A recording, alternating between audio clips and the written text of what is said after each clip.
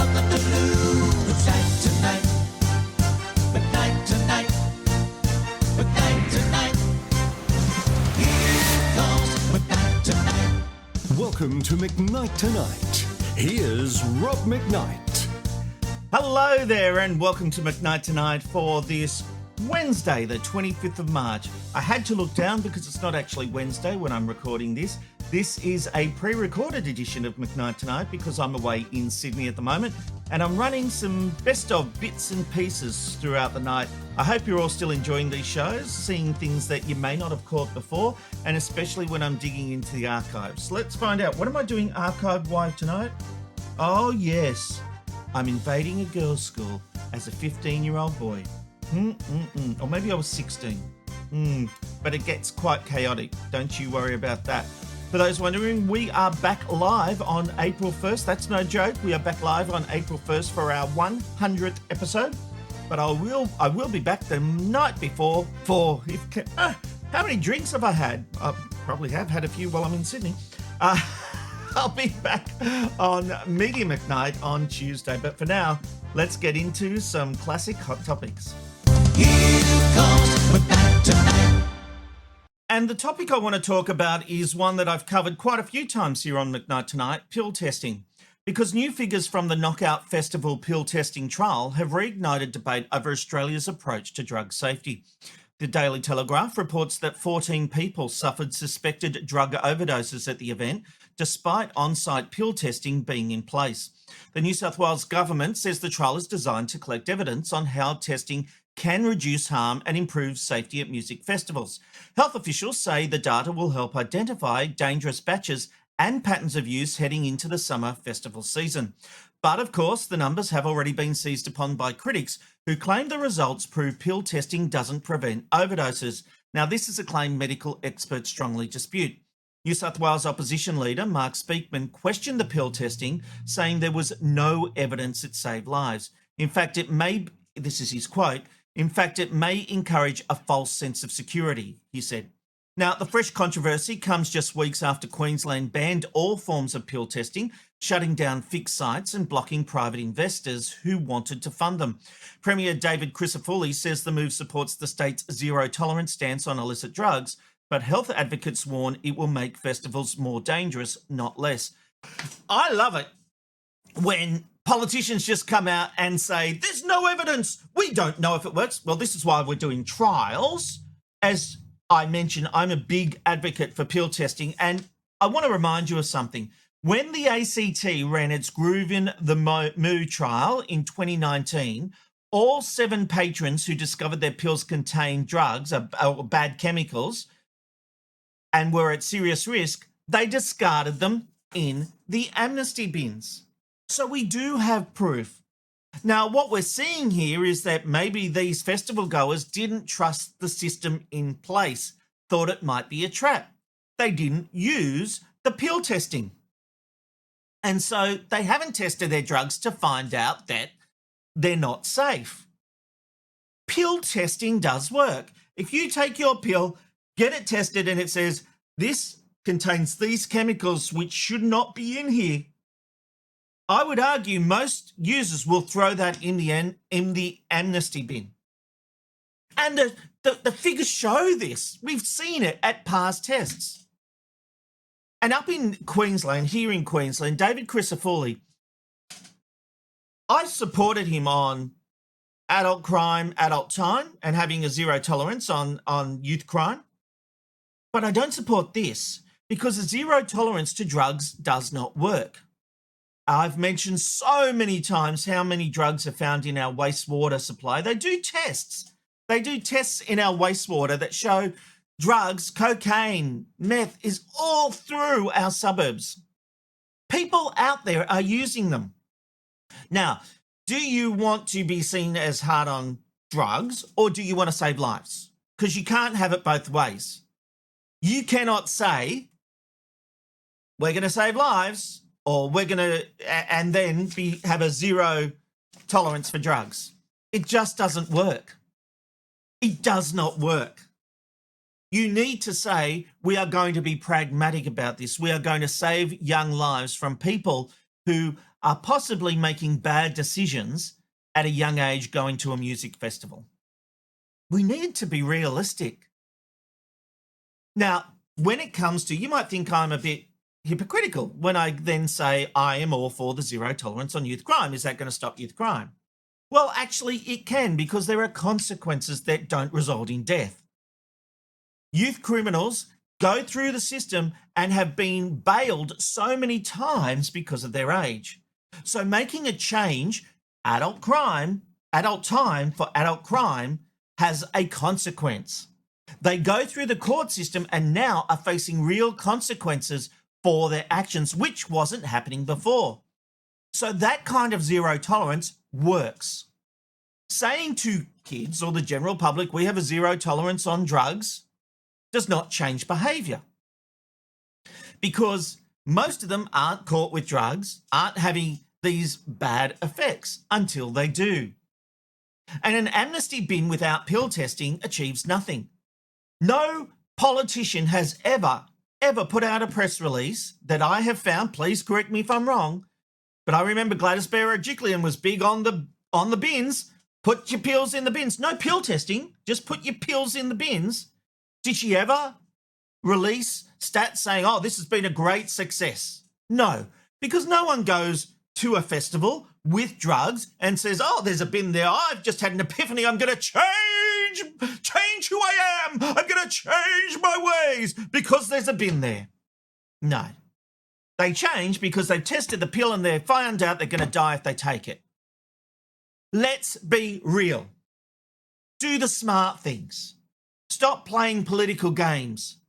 Pill testing works. And I'm deeply ashamed of David Crisafulli, someone I like and support here in Queensland. I hate this decision he has made. I think it's that low-hanging fruit I was just accusing the mainstream media of doing. Low-hanging fruit that achieves nothing. Let's get real. You can show your support for the show by buying me a coffee. Just go to buymeacoffee.com/McKnight Tonight. Every bit helps keep this show from our garage going.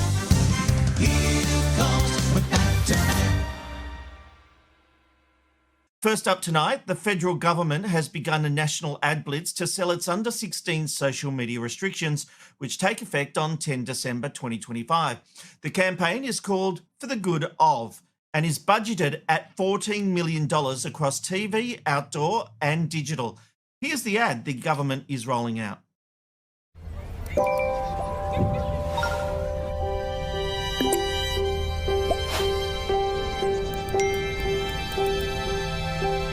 For the good of Kirsty. For the good of Lucy and Anya. For the good of Sam. For the good of Holly. For the good of Noah. For the good of their well-being. From December 10, people under the age of 16 will no longer have access to social media accounts. It's part of a new law to help keep under 16 safer online. For more details and to help you prepare, go to esafety.gov.au. Authorised by the Australian Government, Canberra. By the E-Safety Commissioner or the dictator, as she's coming to be, getting things banned. It's a terrible ad. It doesn't really tell you anything, doesn't tell you how it will work. It just says kids are banned.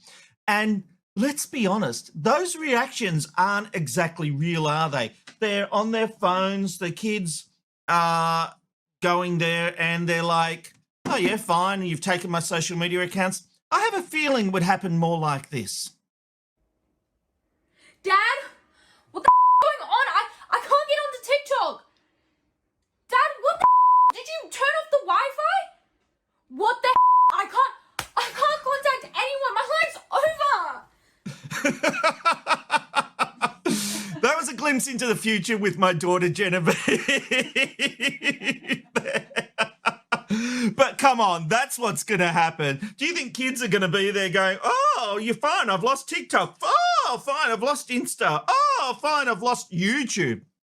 No, I think Genevieve's reaction is more realistic of what's going to happen. As I mentioned, the start date is the 10th of December, and platforms must take reasonable steps to prevent under 16s opening or keeping accounts. But don't call it a ban. On the eSafety site, we're not allowed to call it a ban. It's a, what do they say? It's basically a delay. It's a delay.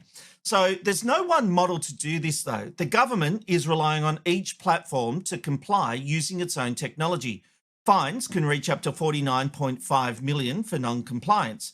The government says the ban will cover major platforms, Facebook, Instagram, Snapchat, TikTok, X, and YouTube. But YouTube's inclusion has to be confirmed after further consultation. Google, which owns YouTube, is fighting that. Here's the problem. Key details remain unsettled, with a final platform list and enforcement specifics are still being worked through, even as that ad campaign rolls on. It is October 10. This launches in 2 months. November 10, December 10. Exactly 2 months this campaign rolls out. And this is where we are. It is, no, it's not the 10th of October today. Have I been saying the 10th of October? It's the 6th, it's the 15th. I wrote it down wrong. Sorry, everyone. It's the 16th. 15. I feel like that's getting in the way of my point. Details. Sorry. So, all right, less than 2 months this campaign, this takes effect. I still think it's bad legislation. And to me, the eSafety Commissioner is contacting X and telling them to take down things. It's going too far. We are still a free society, but the eSafety Commissioner seems to be above and beyond our laws and our freedoms. She is deciding what we can and can't see on the internet, and it's not right. As an adult, I have the right to choose. You don't get to tell me. We're not in a dictatorship. You don't get to tell me what I can and can't see. I hate the fact she's doing this to under 16s. It's going to be hell in my house. I've got 2 under 16s in my house, and they are not happy. What Genevieve acted out there really is a sign of things to come around the country, because people don't really realise what's going to happen. It's a nightmare for parents, and as a parent, don't I have the right to decide what my child does and doesn't have access to? This isn't an illegal substance. It's social media. I think it's an overreach, but she's so proud that it's going around the world and people are looking. Yeah, of course, Europe will look at it and say, wonderful. I don't like it at all. And that campaign is a waste of $14 million. But you know what? The eSafety Commissioner, she'll sit back and say, oh, it's only good. And an advertising company got paid big money. Give me the $14 million. I'll do you a campaign. That was crap.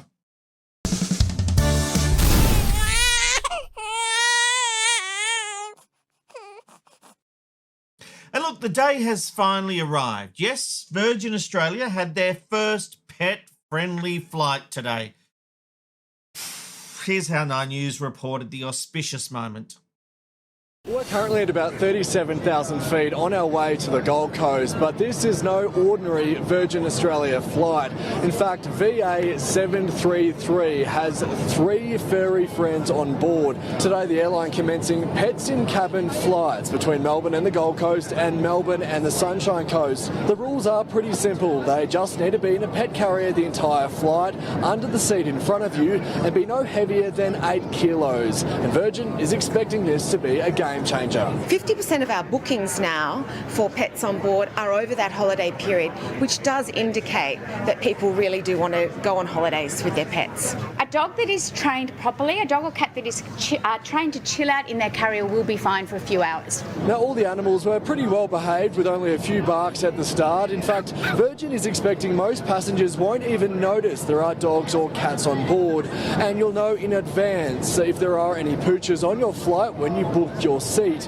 Now, this is part of a trial that runs until the end of January before the airline hopes to go national. You could just say this is a perfect day.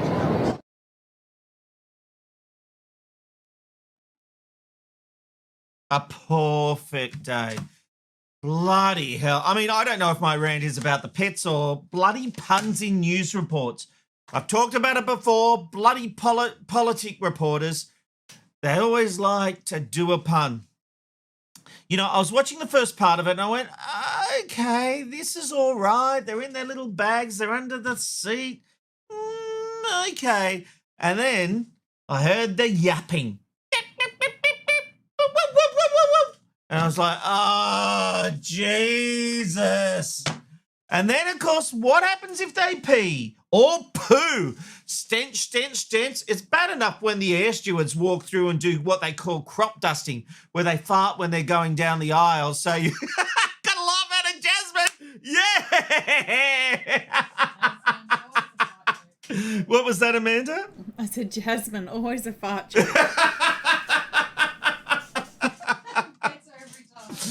I never get a laugh out of Jasmine, but they do. Air stewards talk about it. They'll walk down the aisle and they'll crop dust just to, I don't know, just make us all suffer. And if that's not bad enough, then you're going to have some dog pooping and weeing and barking and, oh, jeez. No, I was almost on board when I first saw it, but I'm not on board. And they say, well, you'll know when you book your flight. You could book your flight. No one's booked a plane. What happens if they book afterwards? I just don't like it. Put the pets in the bloody cargo. There's people, then there's animals. They are not people. You know, you can put them in your handbags all you like. You can dress them up all you like, Jasmine. You can give them every present under the sun. But they're still dogs. They're still dogs. Roll the sting.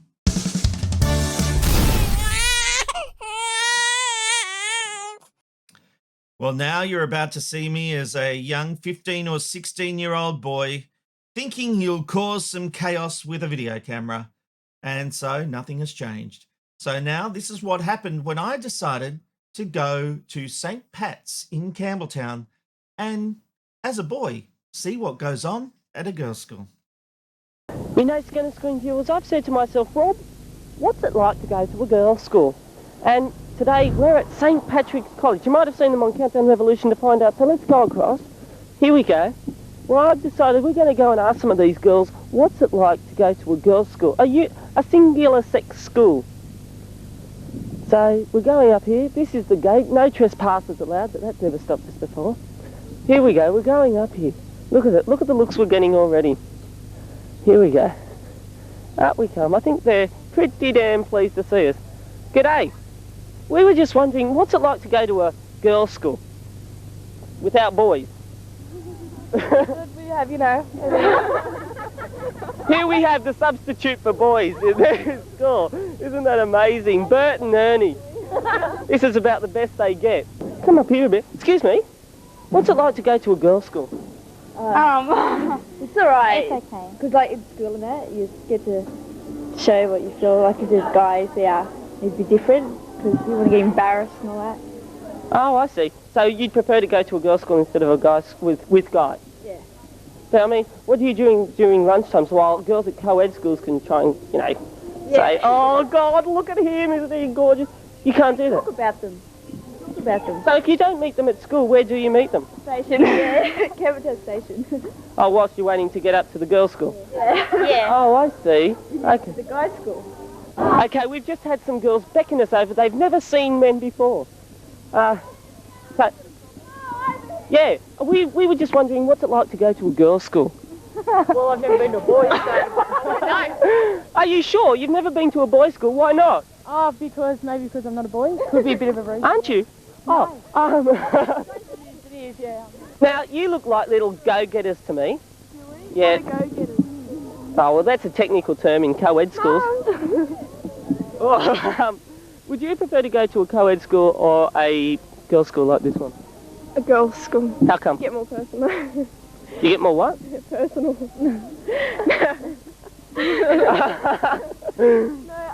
Have you been to a co-ed school? Primary school. No, I tend to mine. I think co-ed because when you initially start at a co-ed school, of course there's always going to be a thing, you know, like boys or girls, you know, stuff like that. But I think once you've gotten over that, I think you both relax to each other and you both get to know each other and you both become close, like boys and girls become best friends, and I think that's really good. Do you think that if you go to a girls' school, you kind of become less able to mix with guys? No. Or do you get the opportunity outside school? Well, some people find it difficult to mix with males like girls, but I think if you're true.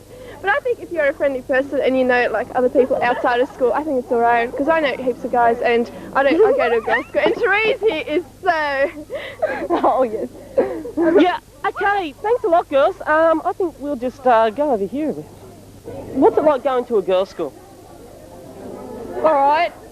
Would you prefer to go to a school with guys than with girls? Yeah. Did your parents make you go to a girls' school? Yeah. I see. Now, what kind of food do they have at a girls' school canteen? Junk. Junk. And what's it like? Really, give us the guts and truth of this. What is it like to go to a girls' school? Oh, it's okay. It's okay. Yeah. You do a lot more. You do a lot more. Yeah. But if you've never been to a co-ed school, how could you say that? I have been to a co-ed school. Oh, when? Primary. Primary, yeah, but primary is a little bit different to high school, wouldn't you say? I mean, people are a bit bigger in parts during high school, aren't they? Yeah. You know, I've just noticed a girl with a baby over there. How can this happen at a girls' school? Let's go across and find out. Excuse me, can I ask a bit of a personal question here? You go to a girls' school, how have you got a baby here? It's not mine. Oh yeah, a likely story, I'm sure. Everybody, what's it like to go to a girls' school? Really radical? Why is it really radical? It just is. Why wouldn't you like to go to a school with guys? Yeah. Yeah. Would you like to go to a school with guys? Yeah. Well then how come you're here? Did your mum and dad say, girlie, you're off to a girls' school? Yeah. So if you had the choice, you'd be off to a school with guys tomorrow. Yeah. Sorry, what was that? More like their locker room. We're kind of blocked in at the moment. Hey, was anybody from here on Countdown Revolution? Who was on Countdown Revolution here? Not me. It was all this side. It was this side. What? We were on the last night, me and Leah. So how many nights were you on? 3. Oh, we have a teacher finally. We're just trying to find out what it's like to go to a girls' school. Who's permission? We don't have permission. Go to the office, please. Okay, that's fine. We're officially being thrown off. It's taken the... I told you to go to the office. Yeah, we're going. That's not... Don't worry about her.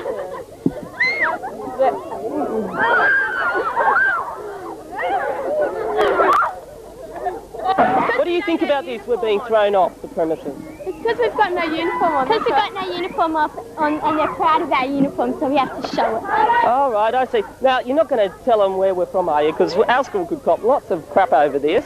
They don't know we're doing... It's just a little video. Sarah Redfern. It's just for a video. Oh, well, guys, we're being thrown off. Oh, there you are. Are you going? Oh, well, we're being thrown off here with a few people following us. The old dragon. Where's the old dragon gone? Oh, she's gone. Right, At the front gate. Go. Well, it looks as though... Let's go. Straight out the front gate. Robert, out the front gate. Mayhem has been created at St. Pat's, I'm telling you. Thank you, girls. You've all been lovely. Thanks a lot. Yeah. We're going. right. I told you to go to the office. Well, we were just going straight out. Come on, thank you. Can you watch this? I will. He's here with respect. Bye, girls! Well, guys, we've just been thrown off the premises. A bit of a dragon. Now, we may have some stuff there where we've just got audio. That's because she put her hands over the camera and over the lens cap. And just last waves to people over there. Well, it was interesting. I'm telling you what, mate. It's unbelievable. Luckily, she didn't chase us down to the car because it would have taken us for 4 hours to get into it. We've got girls at St. Pat's. They were fantastic. But, yeah, the old dragon threw us off, but, oh well, that's all for you guys, and I'm pretty proud of that fact, so we'll go to the studio now. You can show your support for the show by buying me a coffee. Just go to buymeacoffee.com/McKnight Tonight. Every bit helps keep this show from our garage going. Here comes McKnight Tonight. Well, there's growing concern tonight about the explosion in ADHD diagnosis and whether some Australians are being labelled too quickly and too easily. The Herald Sun reports leading experts, including Professor Edward Ogden, fear the condition is being overdiagnosed in expensive, privately run clinics. They warn some practices are offering fast-tracked online assessments with little follow-up or care, while charging hundreds, sometimes thousands of dollars per patient. Professor Ogden says that while ADHD is genuine and often life-changing diagnosis, commercial pressures may be distorting the process, with too many people being medicated unnecessarily. He and other experts are now calling for tougher standards, more training for doctors, and better oversight of private clinics. To find out more, the professor is joining me. Professor Edward Ogden, welcome to McKnight Tonight. Thank you very much. Now, you are suggesting we are witnessing an overdiagnosis trend. How big do you think the problem is becoming in Australia? I actually have no idea. I don't think we have really good figures. We know that ADHD is being diagnosed more often, particularly in adults, than it has been in the past, which could be a really good thing because there are people whose lives are dramatically changed by correct diagnosis and treatment. And for the record, I am one of them. And I can tell you from personal experience, there was a lot I didn't understand about myself until I had that diagnosis. Yeah, I think the commonest thing I hear from people when you get it right is it's transformative. Absolutely. Like it's cost me employment. You know, not understanding why I do or did the things that I did and the way I did them. So I'm intrigued as to, you say you don't know how big this problem is. What are you basing it on? What do you think is leading to this overdiagnosis? Well, I guess, look, the overdiagnosis question is one that's been raised by others. My concern is, in fact, the reverse, that there are some people who desperately need help who can't get it. Right. The public mental health system almost universally will not treat ADHD, even when it's very obvious. And so what this means is that we have this social equity issue, that if you've got enough money and you can afford one of the private clinics, then you can get a diagnosis, rightly or wrongly. But if you don't have the money, then it's almost impossible. And the obvious problem that I have is that I may make the diagnosis of ADHD for someone who's in drug and alcohol rehabilitation and successfully commence them on treatment. But then when they leave the area of my practice, I can't find anyone to take them on. Psychiatrists won't treat people who have a history of drug use. There is almost no public clinic to which I can refer people. So I see this as a huge social equity issue.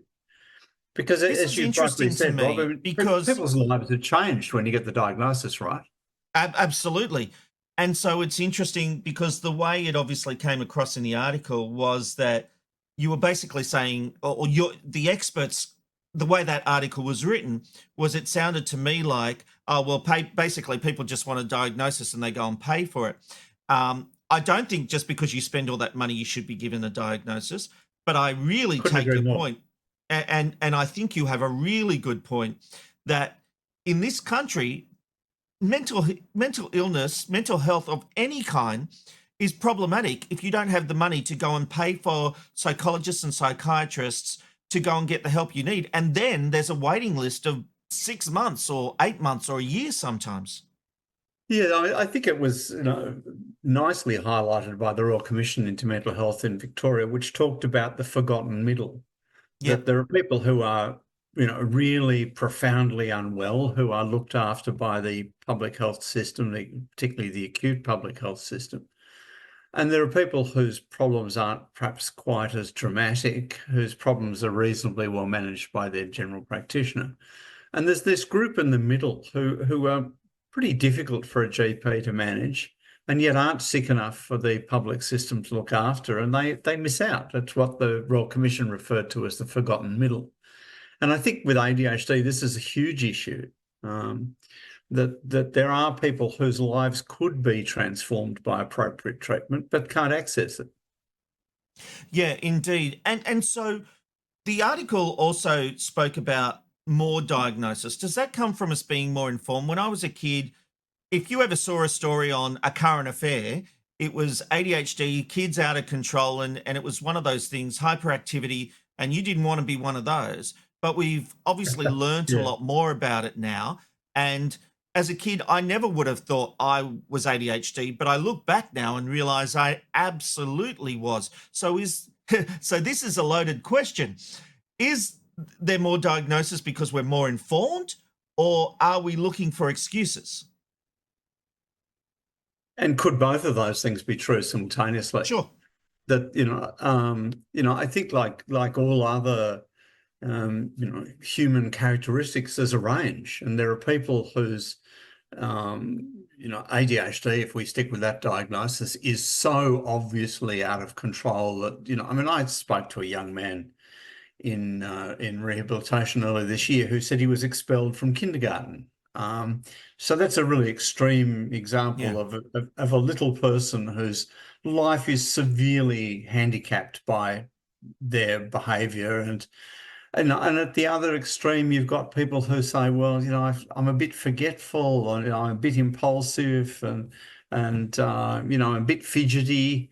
Could I have ADHD? Well, yeah, lots of us have got some aspects of ADHD. We don't all need medication.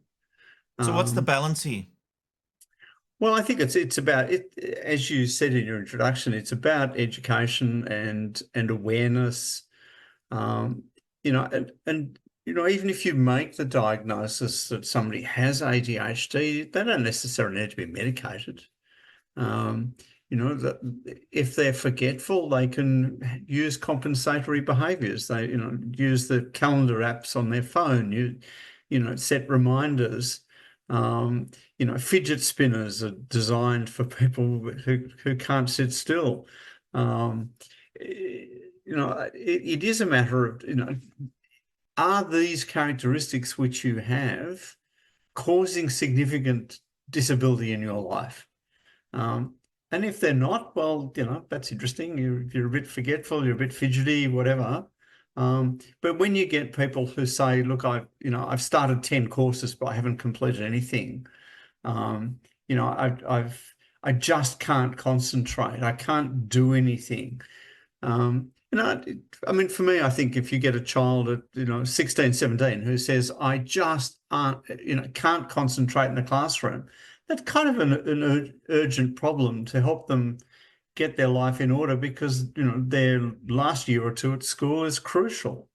It's not as simple as, we overdiagnose or underdiagnose the condition. It's a matter of being thoughtful about the individual and what have we got to offer that may or may not improve your life. Yeah, that's a very good way of putting it. Your group is calling for more training and national standards for ADHD assessments. What specific reforms would make the biggest difference right now? Well, you see, they're there. It requires, that the ADHD Professionals Association has published ADHD diagnostic guidelines for Australia. And we've published treatment guidelines, which have been approved by the National Health and Medical Research Council. So the guidelines are there.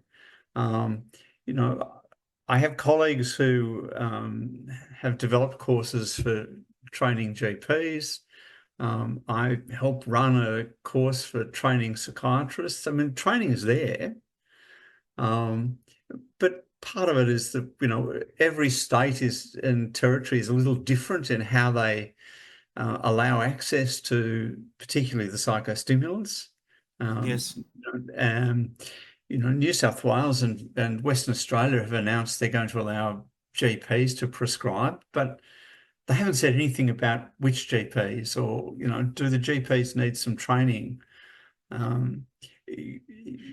Certainly what we've talked about in various ways is that, people prescribing, let's say if we allow GPs to prescribe for ADHD, then they should belong to some sort of peer review group, maybe including a psychiatrist, so that there's some some ongoing thought goes into, are we doing the best thing for these people, not just throwing drugs at them? That's a very interesting point. And look, from my own personal experience, I am prescribed Ritalin. I don't always take it. If I'm doing a lot of stuff at home, I tend to try, I don't want to be on drugs my whole life. And so I do go off them, and that can sometimes be a bad thing, and I will then get back on them.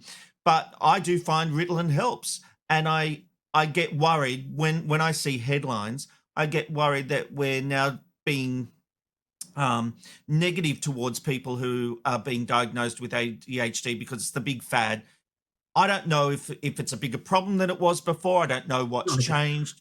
I know from personal experience that diagnosis was life-changing. And when I am on Ritalin, that is life-changing. So I do get concerned that we head down this path of saying, well, we're diagnosing too much, we need to pull it back, but we need to, in my opinion, make sure we pull it back in the right way, making sure the right people still get the diagnosis, don't we?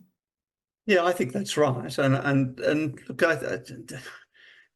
you can think about this in all sorts of ways. I mean, I think the people with ADHD were probably the hunter-gatherers of thousands of years ago. They were busy. They had to be running around all over the place. They couldn't sit still. Yeah, that we didn't have phones to distract us then. Well, and you weren't expected to sit in a classroom or to sit at a desk in a workplace.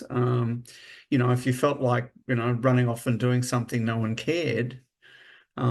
So, some of it may be an artifact of our modern lifestyle.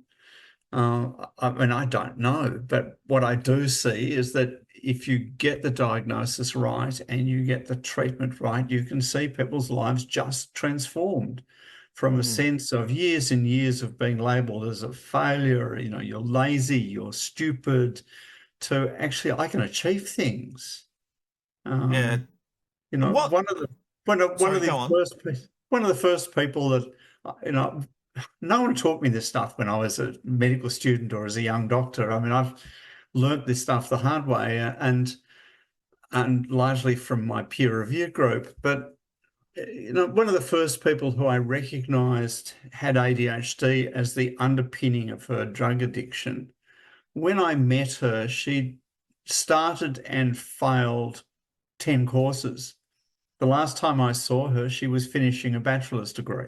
I mean, treatment can be truly transformative and allow people to achieve their true potential. And we know 30% of people in a drug and alcohol clinic have ADHD. It's, depending on which estimate you look at, but 30% of the prison population. I mean, we could allow people to live more fulfilled lives if we get the diagnosis and treatment right. And it's not just drugs, Sorry, you can tell I haven't had the Ritalin. I'm jumping in. I'm very excited to talk to you. That's one of the signs, isn't it? Interrupting others when they're talking. One final thing that I just want to go back to. You said something and it's been playing on my mind. I think you said psychiatrists won't take on patients who've had drug addictions. That's very concerning because presumably I would imagine they're the people who really need help. Are you telling me it is a real situation where psychiatrists won't take those people on as patients? The commonest thing I hear is, I won't treat you till you've been, 3 months, 6 months, whatever, drug-free. Whereas my clinical experience as an addiction medicine practitioner is that as soon as you treat the ADHD, people stop using drugs. Yeah. Well, you hear that a lot of people with ADHD use drugs because the stimulant brings them down. It's funny. I try to explain to people with the Ritalin is that it could give you a high, but it evens me out. It has the opposite effect. But it's fascinating. Well, we know a lot about the neurobiology of that, but basically the ADHD brain is very, very busy. There's lots of things going on. Beautifully described to me by one of my patients a year or so ago who said it's like walking into Harvey Norman and there's a wall of television stations and they're all on different channels and they've all got the volume up and you don't know where to look. If you take your medication, you can pick the one you want to concentrate on. It's funny. I love that. I'll be here because this is my office as well as my studio. and my wife will come in and I've got audio playing over there as I'm watching news websites. I'm editing here and I've got audio going. She's going, how can you deal with all this noise? I'm like, it's good for me. Professor Ogden, thank you so much for joining us tonight. It's been fascinating. My pleasure. And to me, the biggest takeout is we need to make sure that those who can't afford it can get the diagnosis. I understand everything else you're saying, but that's a big takeout for me. Well, I think that, look, to me, that's the biggest issue, is this equity issue. You know, I don't know of another addiction practice in the country that treats ADHD as a primary activity other than the one we run here in Shepparton. And that strikes me as being very sad. And so, you know, that's very much part of the way I feel, is this is a huge equity issue. You know, we're constantly approached by people saying, I don't have a drug and alcohol problem, but could you treat my ADHD? And the answer, of course, is no, that's not what we're here for. So yeah, it's a huge equity issue, and you know, it's one I think that, you know, requires a policy response. I mean, general practitioners very competently treat lots of mental health issues. When it gets too hard, they call on a psychiatrist. I don't see why ADHD should be any different.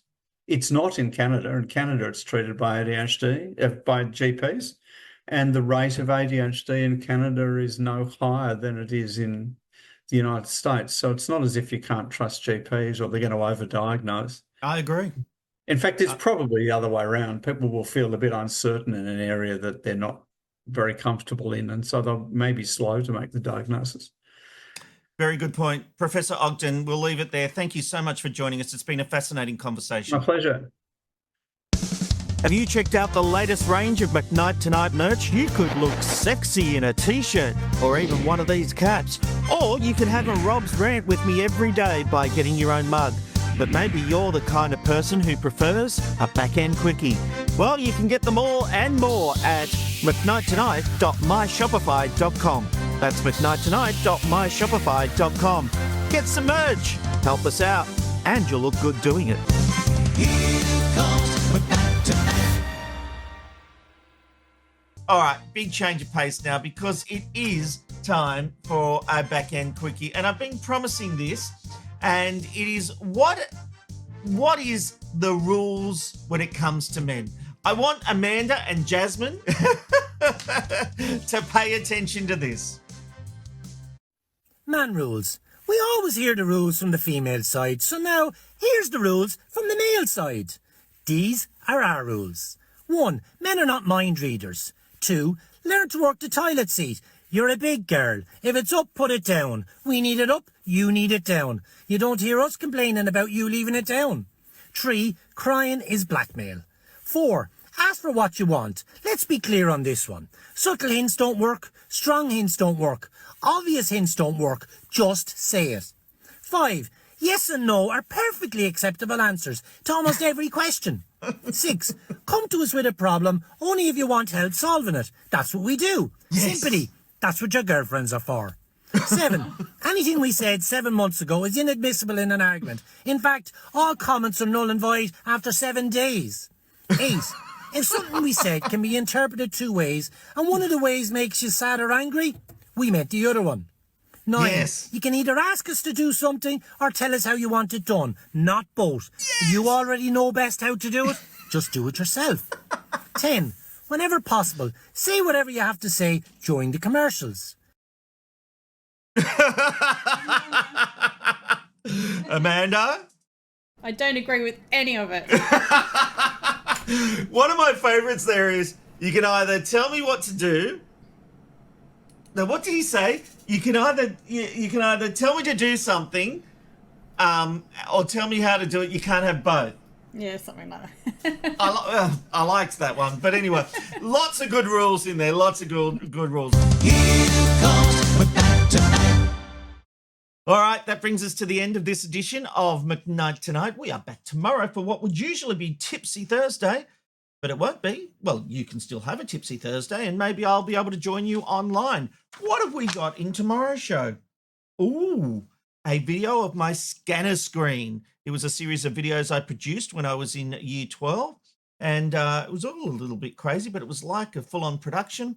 Thanks to me posing as a English teacher and getting the Department of Education. I literally just rang them up and I asked them to bring out all the equipment. I'm sure I'll tell this story tomorrow as well, but I'll tell you more about the details tomorrow in our next edition of McKnight Tonight Best Ofs. I hope you have a great night. I hope you've been having a great week. I will hopefully see you tomorrow. Fun, insightful interviews from a washed-up producer with nothing to lose.